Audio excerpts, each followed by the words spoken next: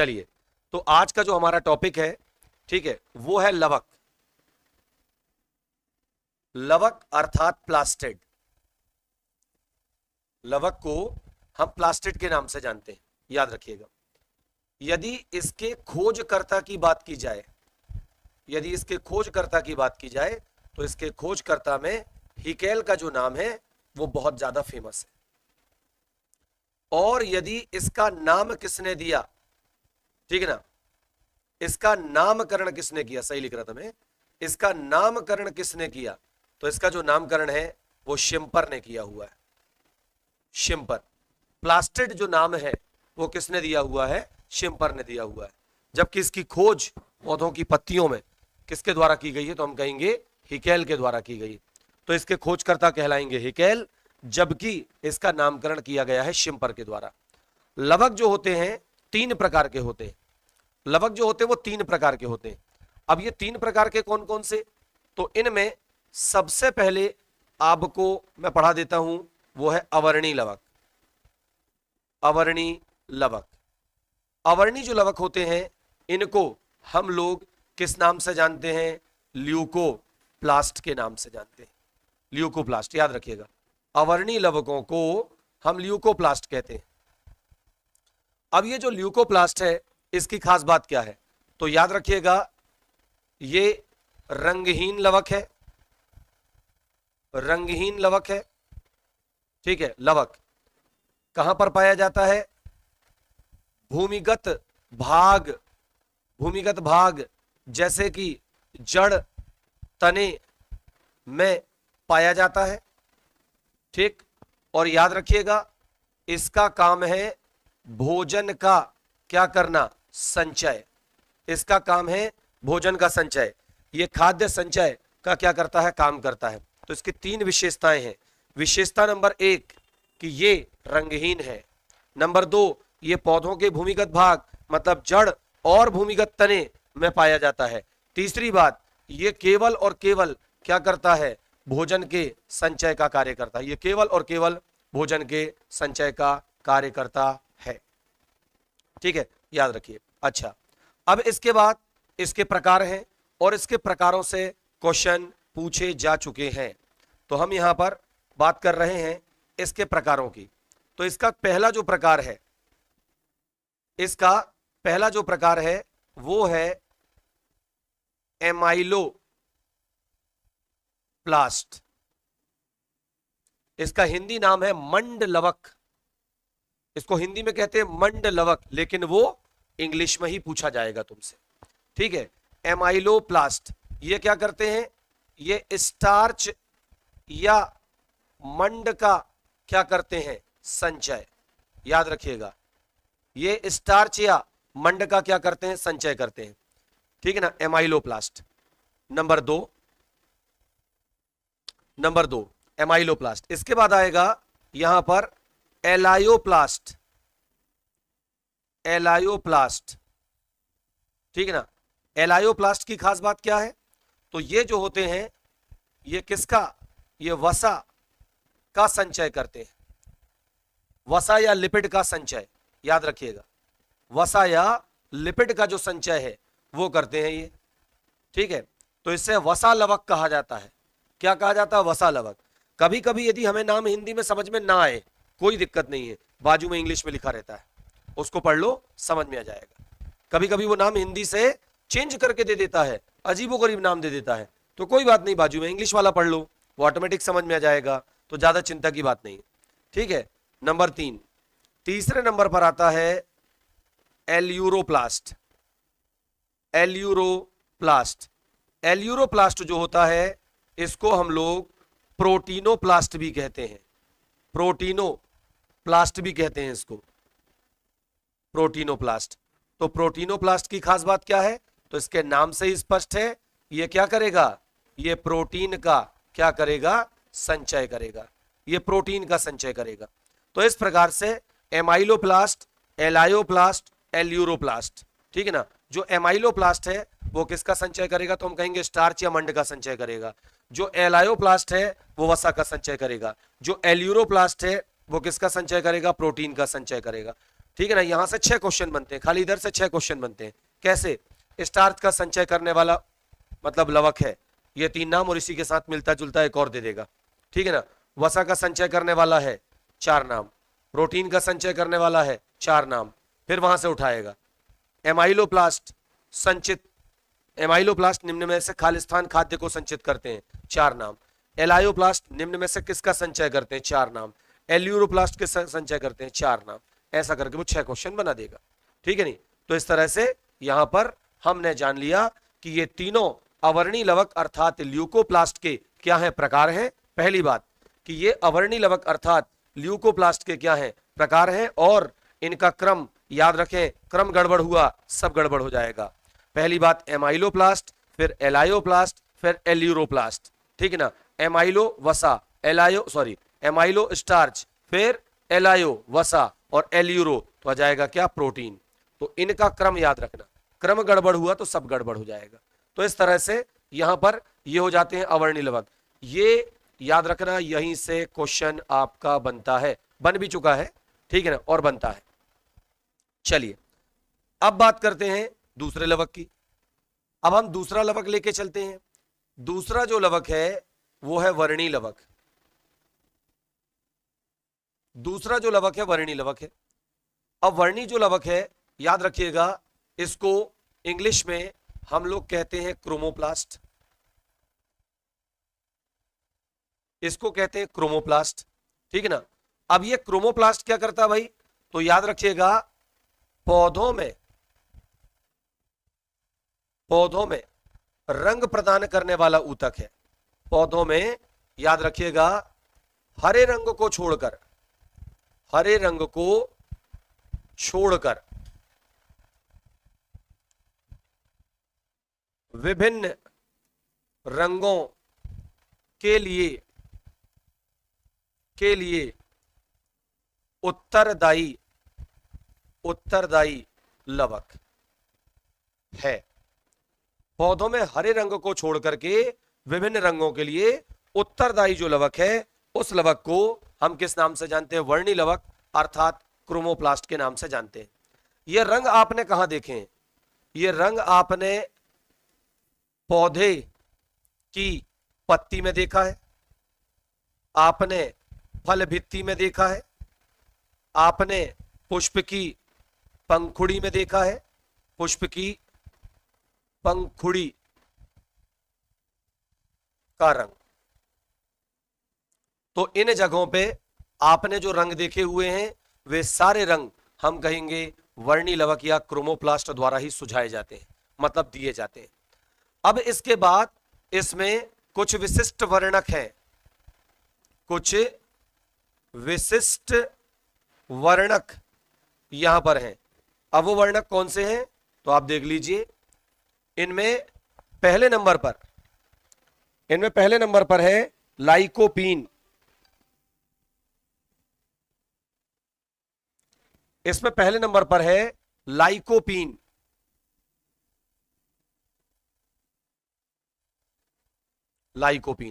Lycopene देता है चमकीला लाल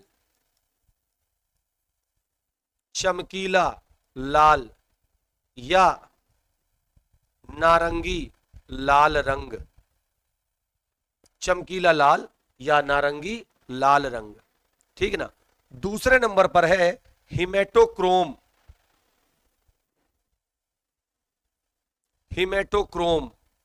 ये आपको देगा गहरा लाल रंग। तीसरे नंबर पर है यहां पर फाइकोइरिथ्रिन।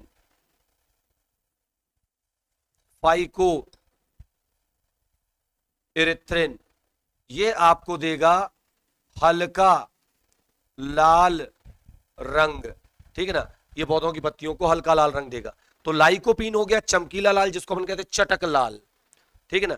जैसे लाल गुलाब वो चटक लाल कहलाता है, दूर से ही दिख जाएगा आपको, धुंधला नहीं है वो। हिमेटोक्रोम गहरा लाल, मतलब ये गहरा होगा लेकिन डार्क होगा, चमकेगा नहीं है। इसके बाद फाइकोरिथ्रिन, ये कैसा होगा, हल्का लाल, ठीक है। ये तीन जो है ये लाल रंगों को प्रदर्शित करते हैं। चौथे नंबर पर हमको दिया गया फाइकोसाइनिन, ये आपके लिए काम का है। Phyco cyanin. फाइको साइनिन जो होता है ये कैसा होता है, तो हम कहेंगे नीले रंग का होता है। नीला हरा रंग होता है, लेकिन अपन लिख रहे हैं नीला बुक के हिसाब से। ठीक है, फिर इसके बाद आता है जेंथोफिल। फिर इसके बाद आता है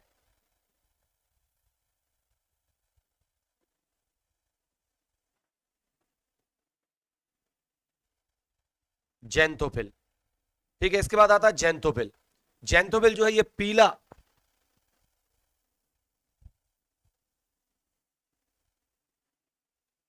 भूरा रंग देता है। ठीक, तो इस तरह से आपको यहां पर इनके बारे में ध्यान रखना है खास तौर से। लाइकोपीन, टमाटर देखे आपने, ठीक है ना, टमाटर की जो त्वचा का रंग है वो एकदम कैसा होता है, लाल, चटक लाल। तो हम कहेंगे वो लाइकोपीन के कारण से। लाइकोपीन, टमाटर के लाल रंग के लिए उत्तरदायी लवक कौन सा है, तो हम कहेंगे लाइकोपीन, याद रखिएगा। फिर इसके अलावा नीले रंग के लिए उत्तरदायी है फाइकोसाइनिन। जेंथोफिल, ये पीले भूरे रंग के लिए, जैसे आपसे कहा जाए गेंदे की पंखुड़ी का जो पीला रंग है उसके लिए उत्तरदायी वर्णक कौन सा हुआ जाएगा, क्या, जेंथोफिल। ठीक है, तो ये आपके लिए विशेष है। तो आपने देख लिया कि अवर्णी लवक जो है उसका काम है क्या करना, तो हम कहेंगे भोजन संचय का। इसका काम क्या है, वर्णकों को प्रदान करना। ये वर्णक बनाता है और वर्णक देता है पौधों के अलग अलग भागों को। किसी पौधे की पत्ती का रंग देख लो आप, हरे के अलावा और भी रंग होते हैं, तो वो इनके द्वारा दिए जाएंगे। पुष्प की पंखुड़ियों का रंग तो अलग अलग होता ही है, वो भी किनके द्वारा दिए जाएंगे, इनके द्वारा दिए जाएंगे। इसके अलावा जो फल होते हैं उनके चारों तरफ जो भित्ति होती है, जैसे केले का छिलका है, सेब का छिलका है, संतरे का छिलका है, आम का छिलका है, हर जगह पे पकने के बाद रंग अलग आता है। ना पकने पर तो हरा ही होता है, कोई भी फल हो, ना पकने पर तो हरा ही होगा, लेकिन पकने के बाद उसका जो रंग आता है, ठीक है ना, उसमें क्या होता है, वर्णी लवक जो है उसका महत्वपूर्ण योगदान होता है, ये उसके रंग को बदलता है। तो इस तरह से आपके लिए ये लाइकोपीन, फाइकोसाइनिन और जेंथोफिल ये ज्यादा महत्वपूर्ण है। ऐसा नहीं कि आप हिमेटोक्रोम को नकार दो और ये दूसरा कौन सा था, एक और फाइकोरिथ्रिन, इसको नकार दो, ऐसा नहीं करना, पढ़ना पूरा है। बल्कि और ढूंढ के लिखो और मिल जाए तो, ठीक है ना। अपनी पुस्तक में जो ऐड है वो मैंने लिखवा दिए हैं, ठीक है। चलिए आगे चलते हैं। अब इसके बाद आते हैं लवक के मेन किरदार के पास। ठीक, तो यहां पर लवकों में सबसे जो मेन है, जिससे सबसे ज्यादा क्वेश्चन बने हैं, वो है कौन, तो वो है हरित लवक। हरित लवक, हरित लवक जो है मेन है, जिसको हम लोग किस नाम से जानते हैं, क्लोरोप्लास्ट के नाम से जानते हैं, याद रखिएगा, क्लोरोप्लास्ट। हरित लवक या क्लोरोप्लास्ट के नाम से हम इसको जानते हैं। अब सबसे पहले हम चर्चा करेंगे कि भाई इसकी खोज किसने की।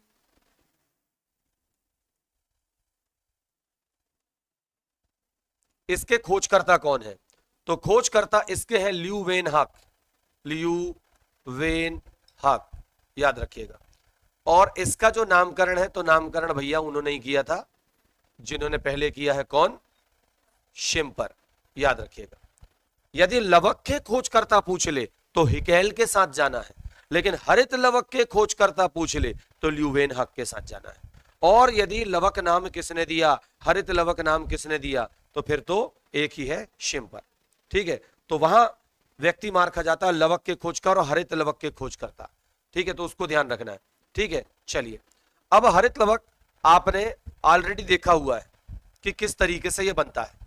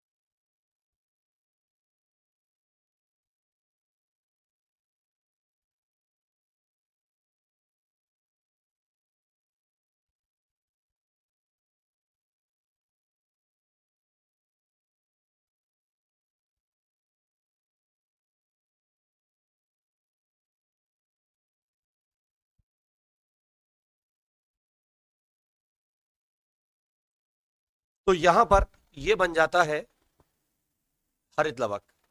हरित लवक वास्तव में, या कोई भी लवक वास्तव में किस प्रकार की रचना है?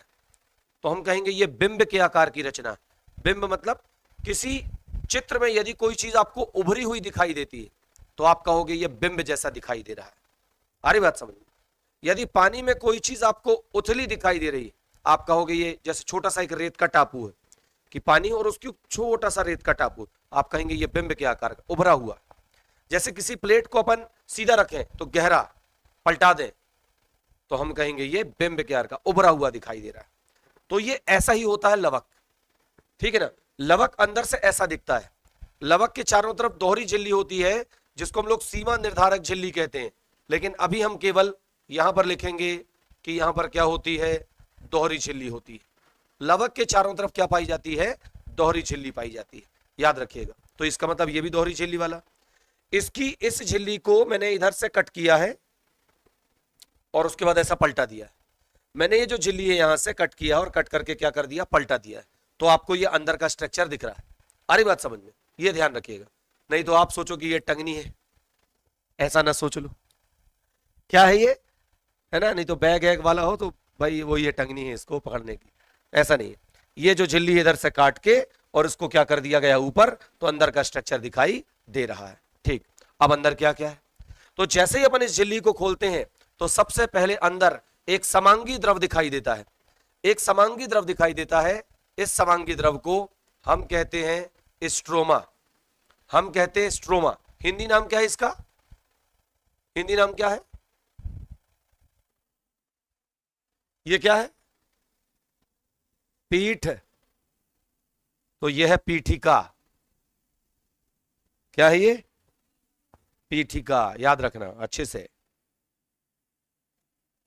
पीठिका, इससे याद रहेगा तुम। और स्ट्रोमा ये एक सिंगल नेम है जो किसी भी कोशिकांग में आपको देखने को मिलेगा। तो आपका एक प्रश्न मैंने देखा था, ठीक है ना, वो पहले नीट में आ चुका है। स्ट्रोमा निम्न में से किसके अंदर पाया जाने वाला एक समांगी द्रव है? तो आएगा क्या, हरित लवक। वहां माइटोकॉन्ड्रिया भी था, गोल्जी काय भी था, हरित लवक भी था, है ना, ईआर भी था। तो वहां पर हम कहेंगे हरित लवक, वहां पर सही आंसर आएगा। तो याद रखिएगा, इसकी दोहरी झिल्ली के अंदर एक प्रकार का समांगी द्रव भरा होता है, और ये जो समांगी द्रव है ये क्या कहलाता है, स्ट्रोमा कहलाता है, अर्थात क्या कहलाता है, पीठिका। इसके अंदर याद रखिएगा झिल्लीनुमा रचनाएं पाई जाती हैं। या हम कहेंगे कि किताब के पन्नों के समान एक के ऊपर एक कुछ रचनाएं व्यवस्थित होती हैं। किताब के पन्नों के समान एक के ऊपर एक कुछ रचनाएं व्यवस्थित होती हैं। इन रचनाओं को हम कहते हैं ग्रेना। इन रचनाओं को हम क्या कहते हैं, तो इन रचनाओं को हम कहते हैं ग्रेना।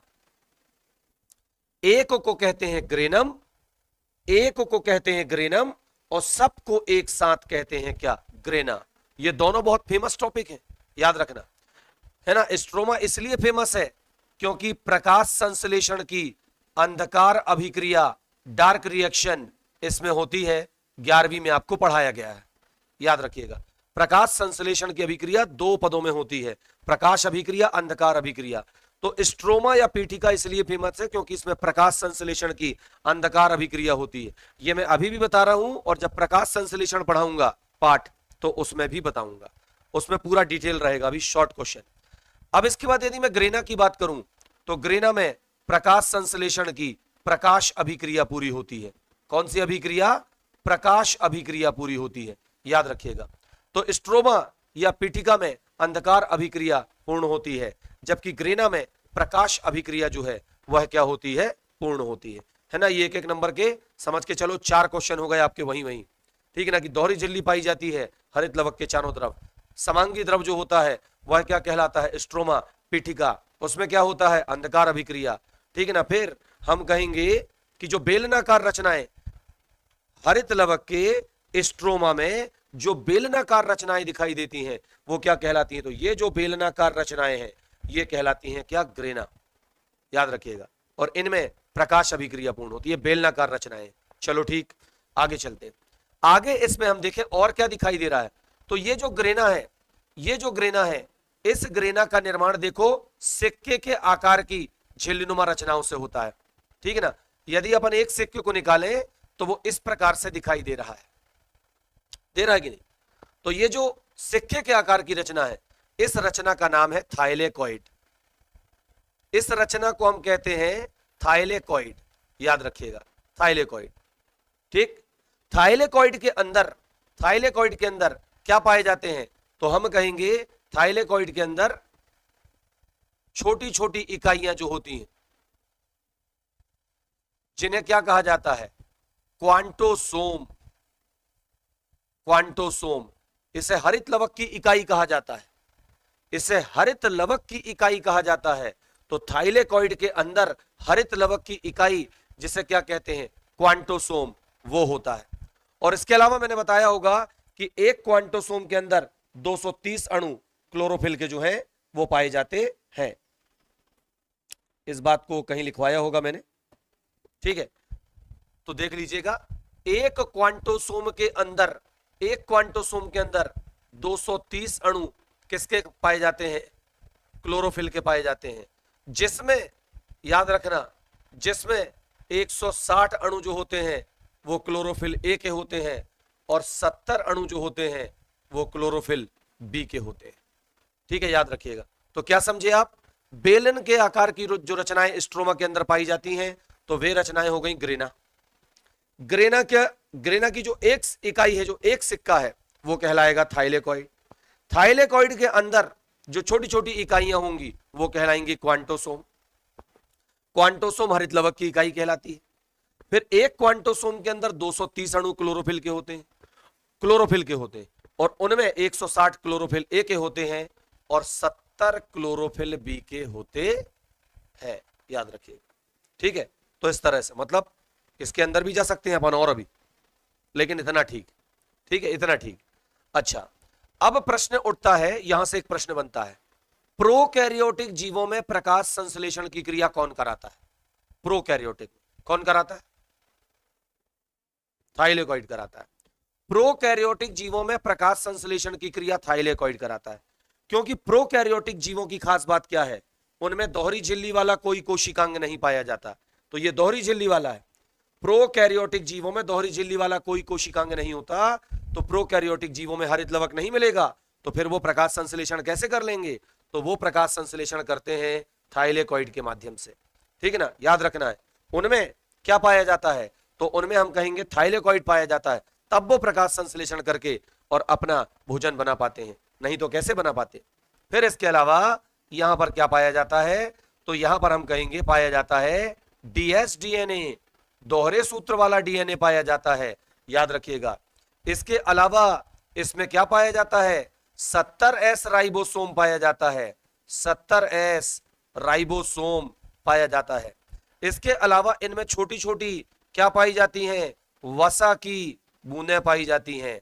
ठीक है ना, इनको इंग्लिश में कहते हैं ऑस्मोफिल। ठीक है ना, ये क्या होती हैं? वसा की बूंदें जो यहां पर पाई जाती हैं। तो इस तरह से यहां पर हरित लवक के अंदर जो खास बातें हैं वो किसको लेकर के हैं? नंबर 1 स्ट्रोमा को लेकर के, नंबर 2 ग्रेना को लेकर के, नंबर 3 थाइलेकॉइड को लेकर के, नंबर 4 क्वांटोसोम को लेकर के, नंबर 5 क्लोरोफिल को लेके, ठीक है ना, नंबर 6 याद रखिएगा डीएनए को लेकर के। कौन सा डीएनए होता है? 70S राइबोसोम को लेकर के। ठीक है ना, यहां से आपके क्वेश्चन बनेंगे। और हरित लवक का एक ही काम है, प्रकाश संश्लेषण की क्रिया को संपन्न कराना। ठीक है ना, यदि आपसे कहा जाए, बहुत सारे क्वेश्चन है, अभी अपन उसके अंदर नहीं घुसे, ये तो ऊपर का पढ़ रहे हैं, इतना तो हम 11वीं में भी पढ़ाते हैं, आ रही बात समझ में? इतना हम 11वीं में पढ़ाते हैं, लेकिन क्वेश्चन यहीं से आएगा, क्वेश्चन यहीं से आएगा। ठीक है, याद रखिएगा। अब यहां पर कल मैंने एक बात बताई थी कि माइटोकॉन्ड्रिया को एक अर्ध स्वनियंत्रित कोशिकांग कहते हैं। क्यों कहते हैं? क्योंकि उसमें खुद का डीएनए और खुद का राइबोसोम है। हरित लवक पे गौर करो, इसमें भी खुद का क्या है? डीएनए और खुद का क्या है? राइबोसोम। तो ये भी एक अर्ध स्वनियंत्रित कोशिकांग है, मतलब ये भी कोशिका के बाहर जीवित रह सकता है। इसमें खुद का विभाजन करने की क्षमता है, खुद का वृद्धि और विकास करने की क्षमता है। तो हम कहेंगे कि ये जो है ये भी एक अर्ध स्वनियंत्रित कोशिकांग है। ऐसे 2 ही कोशिकांग हैं, माइटोकॉन्ड्रिया, हरित लवक, याद रखिएगा। ये दोनों के दोनों जो कोशिकांग हैं, हम कहेंगे इनको ये दोनों जो होते हैं ये इनको अर्ध स्वनियंत्रित बनाते हैं। मतलब आधा विकास ये खुद का खुद ही कर सकते हैं, जनन खुद कर सकते हैं, खुद की वृद्धि खुद कर सकते हैं, तो इन्हें लिए इसलिए इन्हें अर्ध स्वनियंत्रित कोशिकांग कहा जाता है। तो याद रखिएगा इंपॉर्टेंट टॉपिक में पहला नंबर है स्ट्रोमा, दूसरा नंबर है ग्रेना, तीसरा नंबर है थाइलेकॉइड, चौथा नंबर है क्वांटोसोम, पांचवें नंबर पर है क्लोरोफिल, छठवें नंबर पर है डीएनए, सातवें नंबर पर क्या है 70S राइबोसोम, और फाइनली दोहरी झिल्ली। याद रखिएगा कि दोहरी झिल्ली पाई जाती। इतने टॉपिक आपको ध्यान रखने हैं, ठीक है ना, याद रखिएगा। तो इस तरह से हरित लवक की यही खास बातें हैं। इसके अलावा हरित लवक के अंदर स्ट्रोमा में कुछ एंजाइम भी पाए जाते हैं, ठीक है ना, जो उसके अंदर होने वाली क्रियाओं को संपन्न कराते हैं, याद रखिएगा। तो इस तरह से उनका उतना ज्यादा रोल नहीं है जितना माइटोकॉन्ड्रिया के एंजाइमों का है, ठीक है। तो ये नॉर्मल काम था। तो इस तरह से ये हमारे तीनों प्रकार के जो लवक हैं ये हो जाते हैं, तीनों प्रकार के जो लवक हैं ये हो जाते हैं। सबसे पहले मैंने आपको किसके बारे में बताया, लवक के बारे में बताया।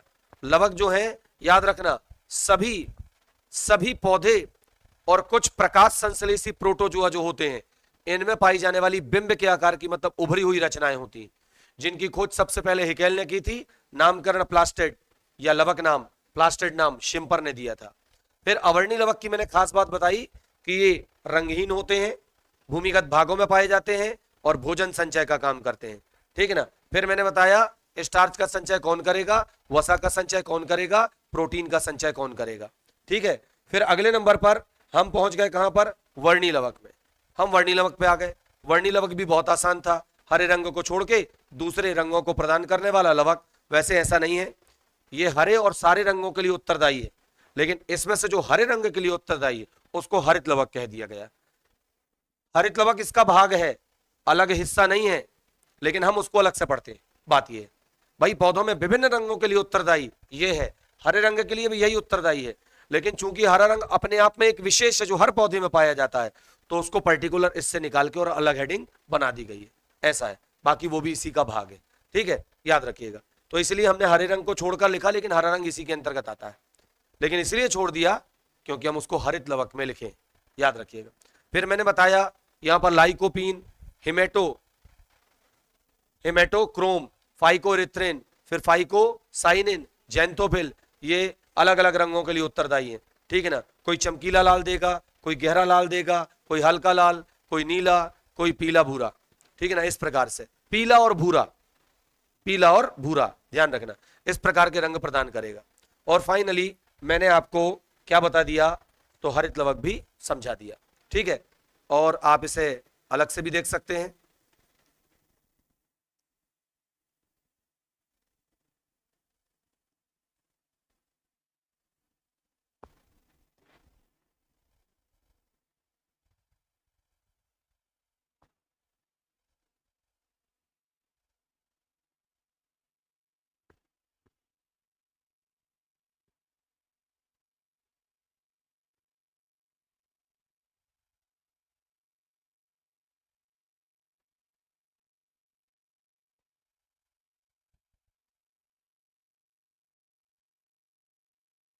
ये देखिए, ये आपको दिखाई दे रहा है, ठीक है। तो सारी बातें तो अपन ने कर ली, पहचानना बस है। सबसे पहले स्ट्रोमा को पहचानते हैं, जो लिक्विड भरा हुआ है, स्ट्रोमा। फिर इसके बाद ये बेलन के आकार की रचनाएं दिखाई दे रही हैं, ग्रेनम, ठीक है ना, या थाइलेकॉइड का समूह, ठीक। फिर इसके बाद अपन पहुंच जाएं एक सिक्का, एक सिक्के को इन्होंने क्या कह दिया, थाइलेकॉइड कह दिया कि नहीं। फिर इसके बाद इन्होंने बाहरी झिल्ली बता दी और आंतरिक झिल्ली, वो तो मैंने पहले ही बता दी थी। मतलब इससे ज्यादा अच्छा चित्र मैंने बना के दिया है आपको, ठीक है। अपन और दूसरा चित्र ढूंढने की कोशिश करते हैं जहां पर आंतरिक संरचना अच्छी मिले।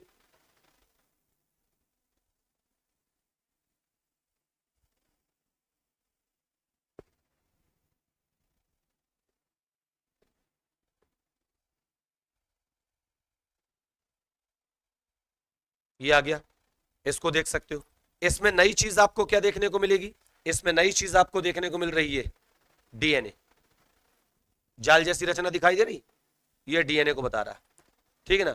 फिर इसके बाद ये दिखा रहा राइबोसोम को, छोटे छोटे जो बिंदु हैं, ये राइबोसोम कौन सा, 70S, ठीक है।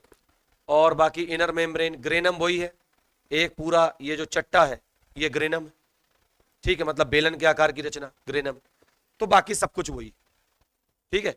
तो इस तरीके से ये दिखाई देता, तो दिख गए आपको सिक्के के आकार के दिख रहे हैं कि नहीं दिख रहे हैं, ठीक है ना। और सारे सिक्के जब एक के ऊपर एक होते हैं तो बेलन जैसा दिखता है कि नहीं दिखता, दिखता है कि नहीं। तो इस तरह से हम कहेंगे हमने जो पढ़ा है वही है। एक चीज मैंने छोड़ दी है, वो मैं आपको बता दूं, बनाया लेकिन मैंने छोड़ दिया उसको, तो मेरे हिसाब से मैंने ज्यादा बेटर आपको समझा दिया है चित्रों में, बेस्ट, ठीक है। यहां पर ये जो रेड कलर से मैंने बनाया था मैंने नाम नहीं लिखा, ठीक है। तो मैं बता दूं कि ग्रेना आपस में कुछ पट्टलिकाओं के माध्यम से जुड़े होते हैं, ठीक है ना। तो हम कहेंगे कुछ पट्टियों के माध्यम से जुड़े होते हैं, इन पट्टिकाओं को, तो इन पट्टिकाओं को याद रखिएगा, इन पट्टिकाओं को किस नाम से जानते हैं, लैमिली, लैमिली।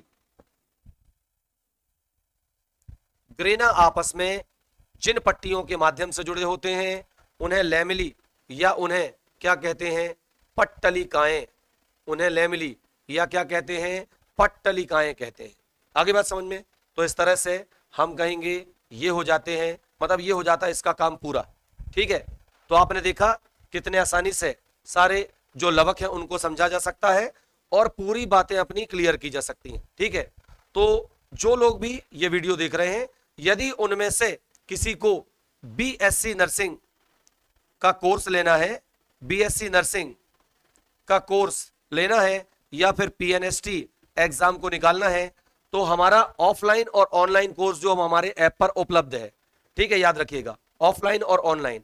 ऑनलाइन कोर्स पूरे 8 महीने का मात्र 1999 रुपए में आपको मिलेगा, ठीक है, जिसमें 5 घंटे की लाइव क्लास आपको पूरी पूरी मिलेगी, 5 घंटे की लाइव क्लास, याद रखिएगा 5 आवर्स लाइव क्लास आपको यहां पर मिलेगी। इसके साथ साथ यही क्लास रिकॉर्ड भी हो जाएगी और इसके साथ जितनी भी चीजें चाहिए, जितनी चीजें एक कोर्स में होनी चाहिए, वो सारी चीजें इसके अंतर्गत मिलेंगी।